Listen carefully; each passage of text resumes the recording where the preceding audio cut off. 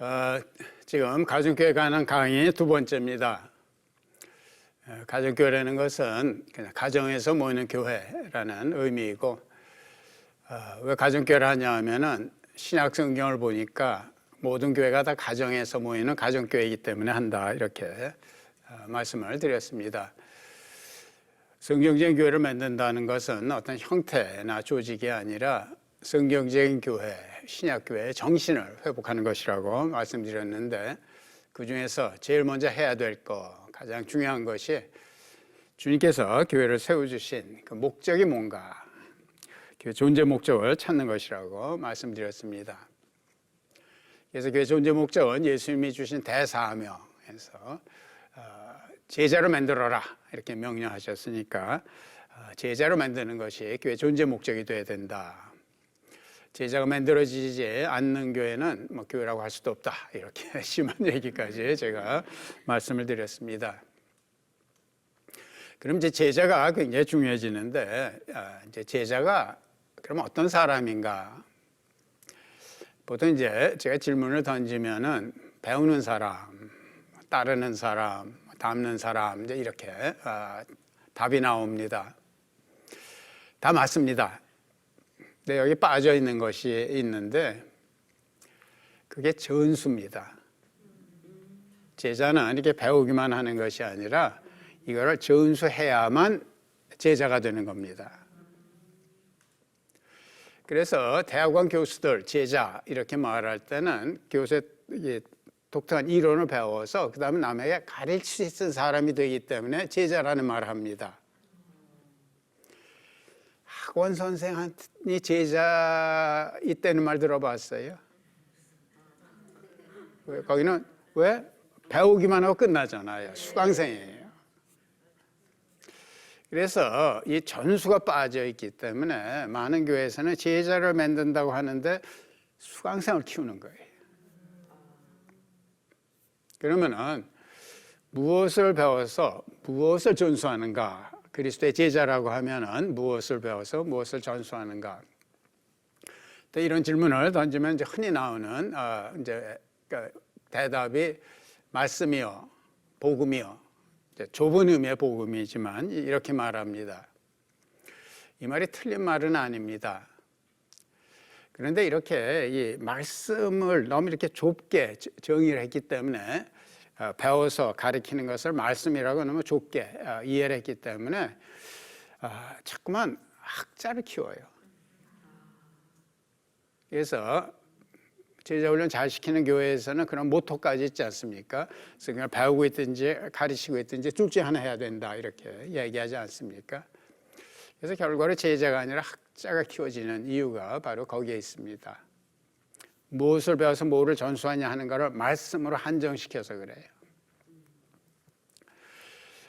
그러면 무엇을 배워서 무엇을 전수하는가? 예수님의 삶입니다.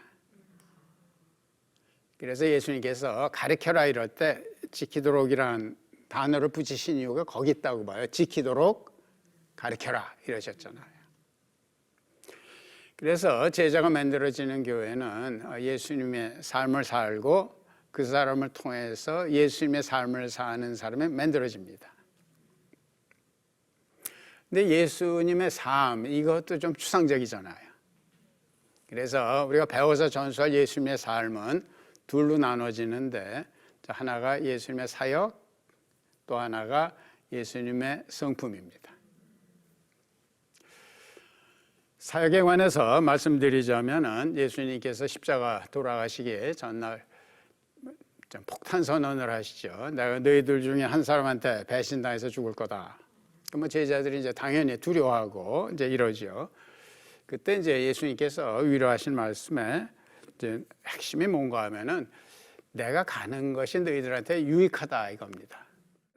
내가 떠나가는 것이 너에게 유익하다. 내가 떠나가지 않으면 보혜사가 너에게 오시지 않을 것이다. 그러나 내가 가면 보혜사를 너에게 보내주겠다.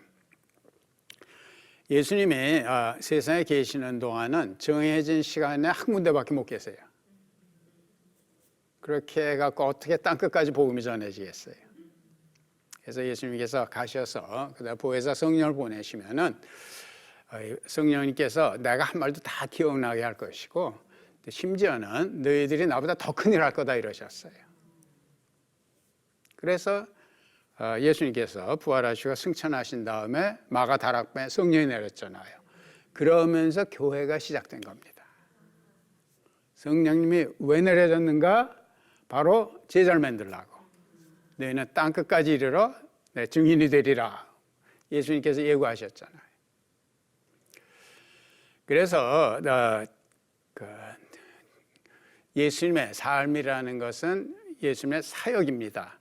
그래서 우리가 성령 받아갖고 나를 통해서 예수님이 하시던 일이 재현이 되고 또 나를 통해서 그런 일을 하는 사람이 만들어질 때 제자가 만들어진다 이렇게 말하고 그 교회를 통해서 예수님이 하시고자 했던 사역이 성령님을 통해서 이루어지고 또 그런 사람이 또 그런 일을 하는 사람을 만들어내는 일이 반복될 때 그 교회는 제자 훈련하는 교회다 이렇게 말할 수 있는 거예요. 그래서 예수님께서 병을 고치셨기 때문에 성경에 보면은 성령님의 은사를 통해서 병을 고치는 것이고 예수님이 귀신을 쫓았기 때문에 성령님의 은사를 통해서 귀신을 쫓는 거예요. 그래서 이런 일을 하는 사람 그리고 그 사람을 통해서 또 같은 일을 하는 사람이 만들어질 때 제자가 만들어지고 있다 이렇게 말합니다. 두 번째 예수님의 삶의 두 번째는 예수님의 성품입니다. 예수님 영접하면은 다 예수님을 닮아야 된다 이렇게 말하죠. 근데 예수님을 닮는 것이 우리의 노력이나 수양으로 되는 게 아니잖아요. 그래서 이제 이 일을 누가 맡으셨나? 성령님이 맡으신 거예요. 그래서 우리를 예수님 닮도록 빚어가시는데 성령님이 사용하는 방법이 바로 고난과 갈등입니다. 그래서 이제 고난과 갈등 속에서 우리를 빚어가시는 거예요. 자존심도 꺾고 쓸데없는 자만심도 꺾고 또 원수를 사랑하는 법도 이제 배우고 이제 이런 식으로. 그래서 우리가 예수님을 닮아가게 되면은 이것은 내 노력과 수양의 결과가 아니라 성령님이 하신 일의 결과이기 때문에 그래서 이 결과를 성령의 열매라고 하는 거예요. 그래서 갈라디아서 5장 22절, 23절에 보면은 성령의 열매가 열거되어 있습니다. 성령의 열매는 사랑과 기쁨과 화평과 인내와 친절과 선함과 신실과 온유와 절제입니다. 그래서 이거를 어떤 헬라적인 어떤 미덕으로 생각을 해서 이제 하나하나 어떤 우리가 이루어야 될 미덕으로 생각하면 약간 초점을 놓치는 겁니다. 성령의 열매는 예수님의 성품을 묘사해 놨다 이렇게 보면 됩니다. 예수님을 닮으면 어떤 열매가 보이는지를 알아? 이런 열매가 보이거든. 그러면서 사랑과 기쁨과 화평과. 그래서 이거는 성령님의 작품이기 때문에 성령의 열매 이렇게 말하는 겁니다. 성령론에 관해서 논하니까 조금 너무 거창하게 들리지만은 많은 오해가 있는 거는 성령님이 왜 주어졌는지를 몰라서 그러는 것 같아요. 그냥 한마디로 교회 조졌고 그 다음에 제자를 만들려고 조진 거예요. 성령님의 은사에서 예수님이 하시는 일이 되풀이되고 성령님의 열매를 맺어서 예수님 닮은 사람이 만들어지고 그래서 성령님이 조졌다 이러면은 깨끗하게 정리가 됩니다. 근데 예수님께서는 제자를 만들어라 할 때 방법도 주셨어요. 그것이 이제 바로 가서 세례를 주고 지키도록 가르쳐서. 시작은 가서입니다. 복음이 전해지지 않은 그곳에 가서로 시작이 되지요. 근데 이제 오늘날 이제 교회는 이제 가서가 아니라 와랍니다. 문 열어놓고 와라. 그러면은 복음을 듣지 않는 사람, 복음을 믿지 않는 사람 절대 안 옵니다. 옆집 교회 사람들이 나오지. 그래서 혹시 얘기 들으셨는지 모르지만은 가정교회에서는 이미 믿는 분들은 이제 등록을 안 받습니다. 왜냐하면 안 믿는 분들, 비신자에게 전도하는 것이 엄청나게 에너지가 많이 드는데 이렇게 이미 믿는 분들이 모여들면 관리하느라고 에너지가 안 남아요. 그래서 배수진을 치는 거예요. 우리는 가겠다는 아주 의지를 표명하는 겁니다. 우리가 가지 않으면은 뭐 교회는 2주도 하고 뭐 줄어들게 돼 있는데 이거는 정말 배수진을 치는 겁니다. 가서. 그래서 이제 가서 그 다음에 예수님을 영접하고 세례받도록 하고 그 다음에 지키도록 가르쳐서 제자를 만들어라. 그래서 방법도 제시하셨어요. 가서에서 시작이 돼야 돼요. 우리는 어쨌든 간에 가야 돼요. 그래서 이제 가정교회에서는 이 세 개를 정리를 해서 말이 좀 길어지니까 가서 세례를 주고 지키도록 가르쳐서 이거를 이제 한 뭉텅이로 축약을 해서 영혼 구원하여 제자 만든다 이렇게 표현을 합니다. 그래서 교회 존재 목적을 어디에다 뒀는가? 영혼 구원하여 제자 만드는 것. 어떤 교회에서는 영혼 구원은 어느 정도 이루어집니다. 그래서 또 뭐 전도 왕도 있고 이러는데 제자 만들어지는 게 안 돼 있어요. 그래서 삶이 안 변하고 잠깐 뒤로 빠져나가고 어떤 교회는 성경 공부를 해서 어느 정도 제자 훈련은 돼요.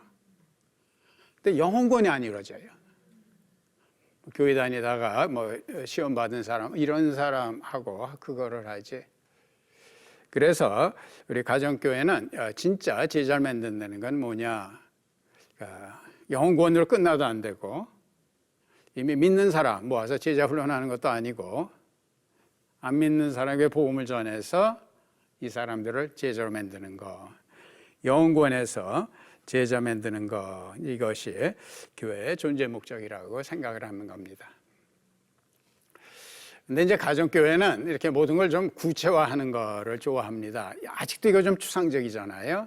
그래서 이제 가정교회에서는 교회 존재목을 어떻게 구체화시켰냐 하면은 안 믿는 사람에게 복음을 전해서 이 사람을 양육시켜서 안 믿는 사람에게 복음 전하는 목자로 세워서 가정교회를 한번 분가시키는 거예요. 그래서 이제 사람이 많아졌을 때 우리는 가족이기 때문에 이제 분가라는 용어를 사용합니다. 그래서 안 믿는 사람에게 복음 전해서 예수 믿고 양육받아서 이 사람이 안 믿는 사람에게 복음 전한 목자가 돼서 분가 한번 하면은 그 사람은 언젠가 주님 앞에 서서 보고할 때 저는 제자는 만들었습니다. 좀 구체적으로 자신 있게 말할 수 있는 거예요. 여기에 올인하는 것이 가정교회입니다. 이 대사명 그거 모르는 교인들은 없고 이거 모르는 목사님 선교사님 없을 겁니다. 뭐 다 이거 갖고 1년에 몇 번 설교도 할 겁니다. 그런데 가정교회 특징은 뭔가 하면은 올인한다는 거예요. 그냥 단순히 교회 해야 될 일 중에 하나가 아니라 영혼 구원에서 제자 만드는 거 여기에 올인하는 겁니다. 그래서 오죽하면 기신자 등록을 안 받고 수평 이동을 안 받습니까? 그래서 모든 프로그램도 영혼 구원에서 제자 만드는데 집중되도록 하고 예산도 영혼 구원에서 제자 만드는 데만 쓰이도록 하고 목사의 시간도 영혼 구원에서 제자 만드는 데 집중되도록 올인한다는 것이 특징입니다. 사실 교회 존재 목적에 정말 초점을 맞추지 않으면은 아주 선하게 시작한 것도 이제 반드시 이게 잘못되게 돼 있습니다. 우리가 흔히 보는 것이 제자 훈련 좋죠. 근데 영혼 구원에서 제자 맺는다 하는 요게 초점이 맞춰지지 않으면은 이것이 제자가 아니라 학자를 키우게 돼 있어요. 성령운동도 마찬가지입니다. 성령운동이 영혼 구원에서 제자 맺는데 초점이 맞춰 있지 않으면은 반드시 신비주의로 빠지게 돼 있습니다. 또 영성운동도 마찬가지입니다. 영성운동이 영혼 구원에서 제자 만든다는 교회 존재 목적에 초점이 맞춰지지 않으면 반드시 수도운동으로 전락합니다. 사회봉사도 마찬가지입니다. 세상을 섬기는 것도 영혼권에서 제자 만드는 데 초점 맞춰지지 않으면 반드시 세속주의에 빠지게 되어 있습니다. 그래서 이제 오늘날에 이제 교회에 대해서 이제 많은 분들이 좀 안타까워하시고 또 이렇게 또 뭐 대안도 제시하고 이제 이러는데, 제가 보기에는 지금 교회에 뭐 다양한 문제가 있을 수 있지만은 그냥 한마디로 말하자면 교회 존재 목적이 상실돼서 표류하는 것 같아요. 제가 긴 말씀은 드리지 않지만 그냥 주님께서 원하시는 영혼권에서 제자 만드는 여기에 집중하니까 교회에서 볼 수 있는 이런 문제가 제절로 해결이 되더라고요. 뭐 투명성 갖고 얘기하잖아요. 가정교회에서는 투명하지 않으면 안 되거든요. 또 우리 자녀들이 교회를 떠난다 그러잖아요. 근데 나중에 좀 말씀을 드리겠지만 가정교회에서는 뭐 청소년 어린이까지 다 이렇게 가족 공동체를 만들어 있기 때문에 그냥 제절로 얘네들은 뭐 당연히 이렇게 그냥 뭐 어른 청년이 되면은 청년 가정 목장 가는 걸로 알고, 작년이 되면은 작년 가정 목장 되는 거 알고 자연스럽게 신앙 전수도 되고요. 그래서 우리가 이제 위기를 당했을 때는 운동 선수도 그렇습니다. 슬럼프에 빠질 때는 이제 새로운 기술을 발견하기보다는 기초로 돌아가야 합니다. 체력 단련이라든가 이런 것부터. 그래서 이렇게 참 교회, 그러니까 위기다 이렇게 느끼는 분들은 자꾸만 다양한 방법을 제시를 하지 말고 다시 한번 기초로 돌아가야 되는 것 같아요. 교회가 해야 될 것이 예수님께서 교회를 세우신 그 목적이 뭔가, 이거 갖고 씨름을 해야 될 것 같아요. 그리고 이건 성경에 기초해야 됩니다. 이제 그러니까 내가 서슬프르게 그러니까 이제 누가 감히 도전을 합니까? 나 뭐 이러고 있지. 근데 하여튼 젊은 목사님이 확 왔어 나한테. 이분은 예배라는 거예요.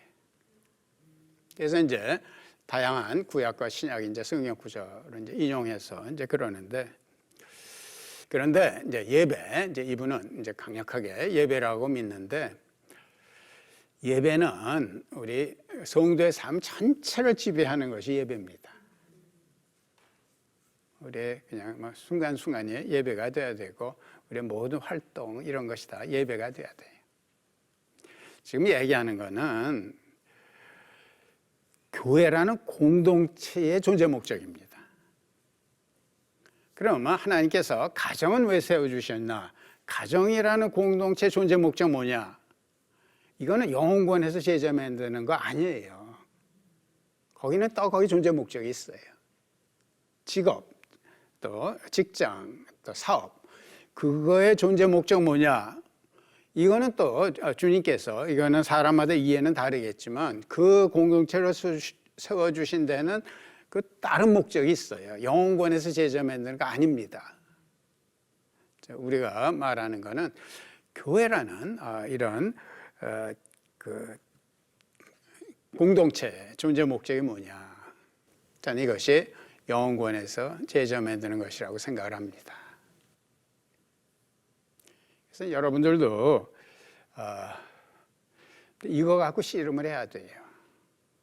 동의 안 해도 돼요. 그럼 뭐예요?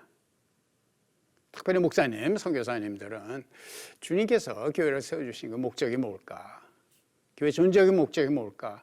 이런 걸 분명한 이해를 갖지 않고 하면은 우리가 언젠가는 주님 앞에 서서 내 삶을 보고할 때가 오거든요. 사도 바울은 고린도전서 3장 12절 13절에서 이렇게 말합니다. 누가 이 기초 위에 금이나 은이나 보석이나 나무나 풀이나 짚으로 집을 지으면, 집이라는 것은 교회를 의미합니다. 여러분들 교회 그럴 때 이제 건물이나 조직이 아니라 사람이다 하는 건 아시죠? 사람이다 하는 거.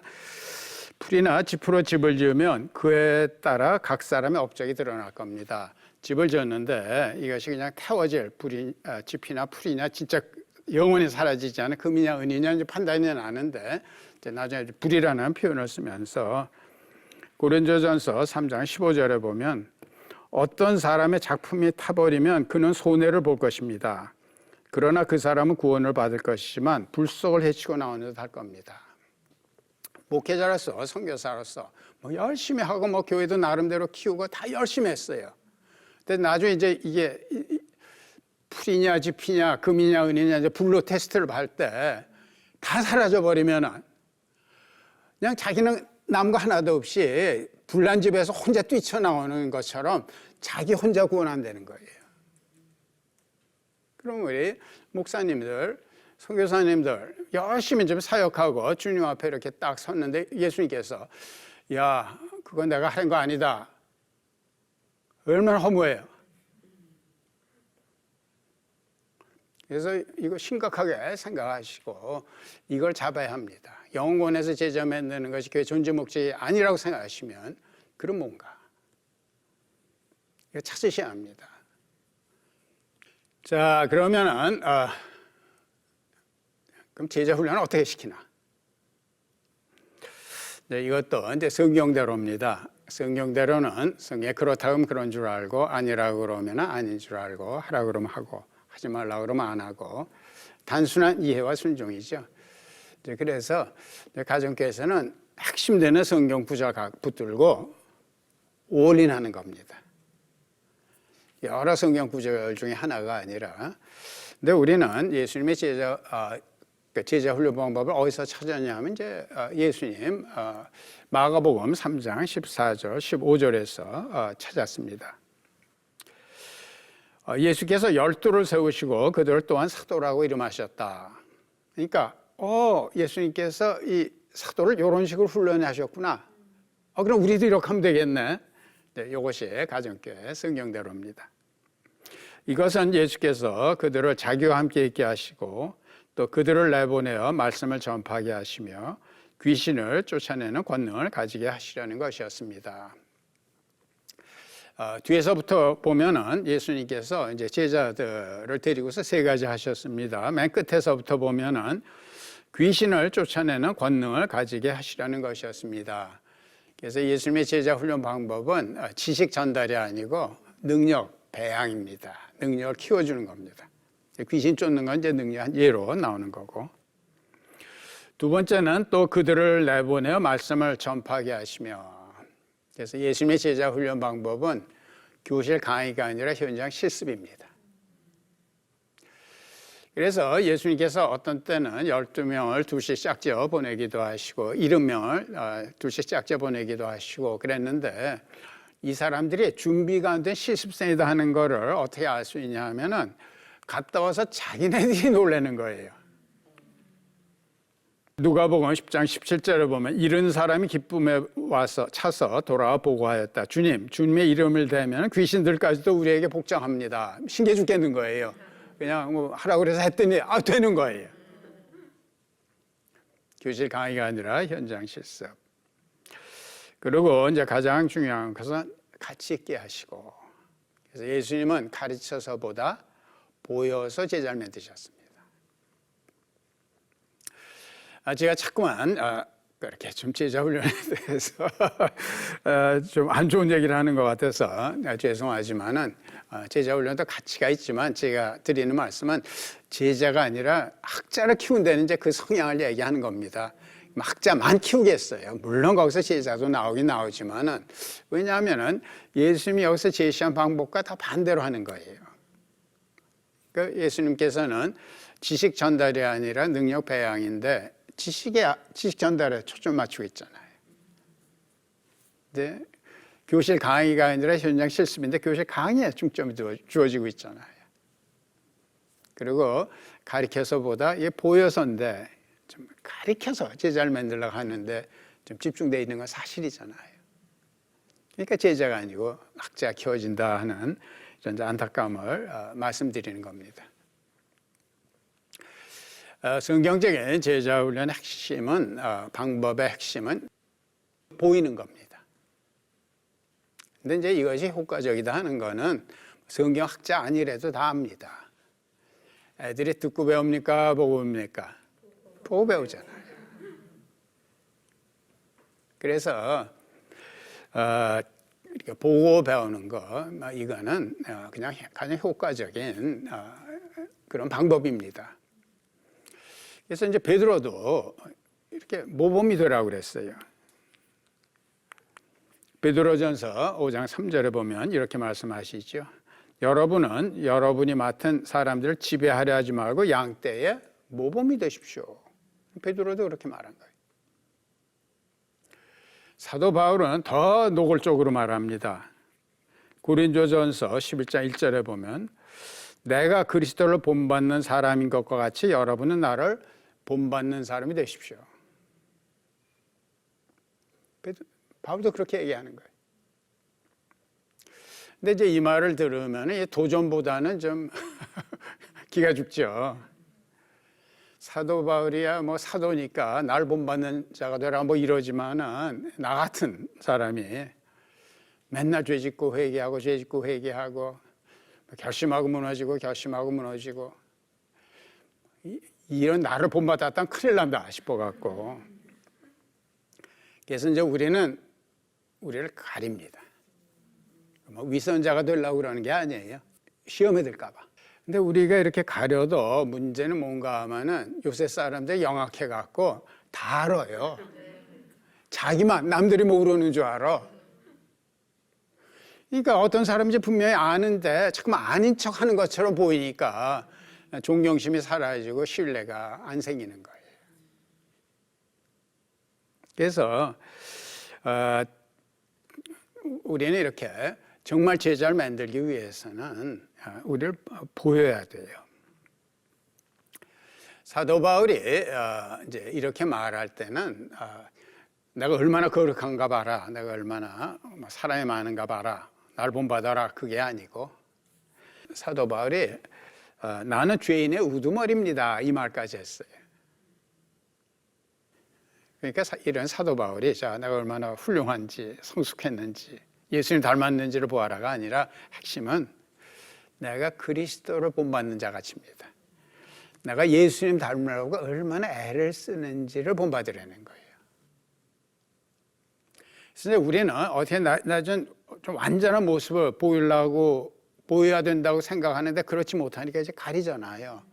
그런데 정말 새로 믿거나 이런 사람들이 필요한 거는 내가 예수님을 닮으려고 얼마나 애를 쓰는지를 보여주는 것이 필요한 거예요.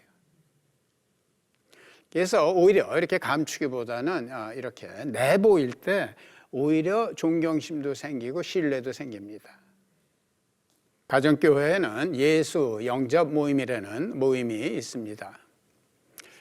보통 한 달에 한 번 예수 믿기로 결심한 사람들을 이렇게 이제 모아서 그 다음에 이제 복음을 제시를 하고 내용은 전도 폭발이라든가 이 다양한 복음 전도에 있는 그 내용은 이제 거의 같습니다.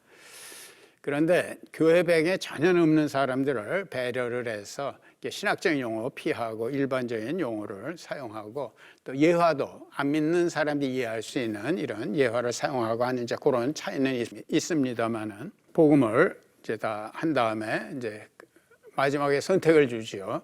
예수님 영접하실 분들은 손 드세요. 이제 그러면 이제 손을 들면은 보통 하듯이 이제 영접기도 이렇게 이제 쫓아가도록 하고 이제 그 다음에 이제 모든 전도 프로그램에 있듯이 이제 구원의 확신을 점검하지요. 그래서 이제 질문은 오늘 당신 죽으면 천국에 갑니까? 지옥에 갑니까? 기대하는 거는 천국입니다. 이렇게 답하기를 기대를 하죠. 그럼 하나님 앞에 가서 섰을 때 하나님께서 널 왜 천국에 보내야 되냐? 그럼 뭐라고 답하실 거예요? 그 질문의 의도는 뭔가 하면은 보통 착하게 살아야 천국 간다 이렇게 생각하기 때문에 그것이 아니라 예수를 영접했기 때문이다 하는 거를 이제 이해했는지 안 했는지 점검하기 위한 거 아닙니까? 그래서 예수를 영접했기 때문에요. 이제 이렇게 답을 이제 우리가 기대하는 거죠. 근데 이제 그때 제가 꼭 이제 한마디 하는 말이 있습니다. 맞습니다. 예수를 영접했기 때문에 우리가 천국에 갑니다. 추 목사도 목사가 알아서가 아니라 예수님 영접했기 때문에 갑니다.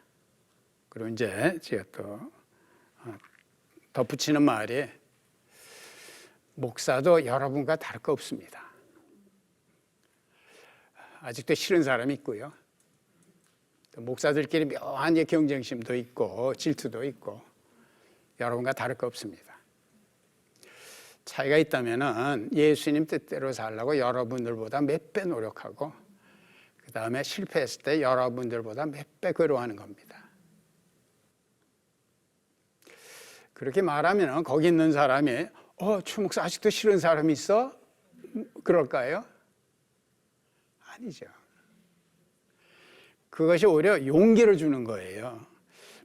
특별히 새로 믿는 사람들은 이렇게 이상한 생각들을 많이 해갖고 예수님 영접하고 나면 다음 날로 마치 성인이 되는 것처럼 뭐 그런 식으로 생각하는 거예요.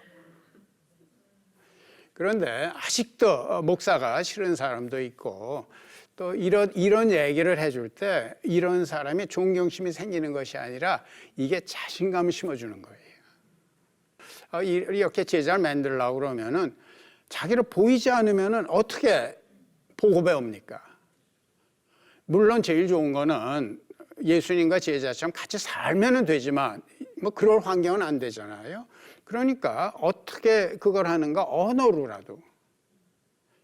그래서 이거는 목사나 선교사에게서 시작이 돼야죠. 그래서 자기 자신을 자꾸만 노출시켜야 돼요. 설교를 통해서 또 칼럼을 통해서 자기 잘한 것만 얘기하지 말고 자기의 좀 약한 부분을 얘기를 하고 우리는 내가 그리스도가 본받는 자가 된 것처럼 내가 예수님 닮으려고 얼마나 애를 쓰냐 하는 걸 보여줘야지 도움도 되고 또 보고 배울 수도 있지. 자기가 잘하는 것만 이렇게 얘기를 할 것 같으면은 저 사람 대단하네 뭐 감탄할지 모르지만 전혀 도움이 안 돼요. 그래서 언제든지 공동체 지도자가 시작을 해야 되고 이게 어디로 가는가? 목자 목녀가 이제 또 이걸 배워야죠. 그래서 가정교회에서 제자 훈련의 장소는 목장입니다. 그것이 바로 보고 배우는 것이거든요. 그래서 언제든지 가정교회 리더들은 자기 자신을 이렇게 내보이는 이런 훈련을 해야 합니다. 이건 가족이 되는 건데 처음에 만난 사람들이 어떻게 금방 가족이 되겠어요? 신뢰관계 형성이 돼야 되지 않아요? 그런데 우리가 서로 나의 약한 면까지도 이렇게 노출시켜서 서로 잘 알고 있다 이런 생각이 들기 전까지는 그런 친밀한 관계가 안 생겨요. 그래서 이제 목자 목녀들도 부부싸움 했으면은 우리는 항상 짝짝꿍꿍 이런 것처럼 그러지 말고 부부싸움 했다 얘기하고 그 대신 우리가 싸우고 난 다음에 어떻게 화해했다는 걸 가르쳐 줘야지. 그래야 용기를 얻지. 새벽마다 그냥 빨딱빨딱 일어나는 것처럼 거짓말하지 말고 아침에 일어날 때마다 그냥 내가 오늘 가야 되나 마나 얼마나 고민을 하는지 가서 기도한다고 그러지만 내내 잡념과 싸우고 왔다 뭐 이런 얘기도 해줘야지 힘을 얻지. 그렇게 항상 자기 이렇게 거룩한 채 하면 안 되지.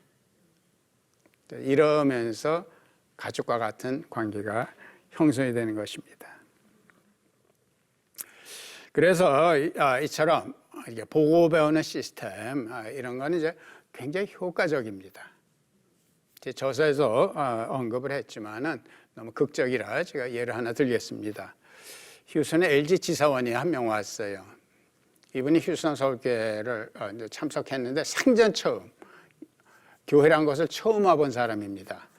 결혼식도 안 가본 사람이에요. 그러니까 이제 목자가 데리고 다니면서 이제 아파트도 구해주고 또 애들 입학도 시켜주고 또 그 아내 운전 연습도 시켜서 운전면허도 따게 해줬습니다. 이분이 목장 생활을 통해서 이제 예수님을 영접을 하고 이제 교회 생활을 시작을 했는데 얼마 있다가 LG 라이벌이라고 할 수 있는 이제 삼성 주재원이 마치 그 목장으로 왔어요. 그러니까 이제 LG 지사원이 데리고 다니면서 아파트도 구해주고 그 다음에 애들 입학도 시켜주고 와이프 운전 연습시켜주고 운전면허 따주더라고요. 왜 그랬겠어요? 크리스찬이 이래야 된다 이거 아니죠.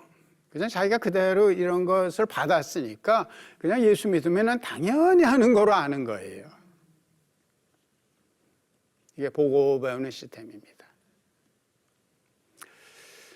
그래서 이제 가정교회에서는 아까 말씀드린 것처럼 목장 식구가 이렇게 많아지면은 분가를 한다고 이렇게 말씀드렸는데, 이제 거의 다 새로 믿는 사람들이니까 이렇게 가정교회 목자가 되기 위해서는 5개 필수 과목, 각 과목마다 석 달짜리인데 요거를 수료해야 되거든요.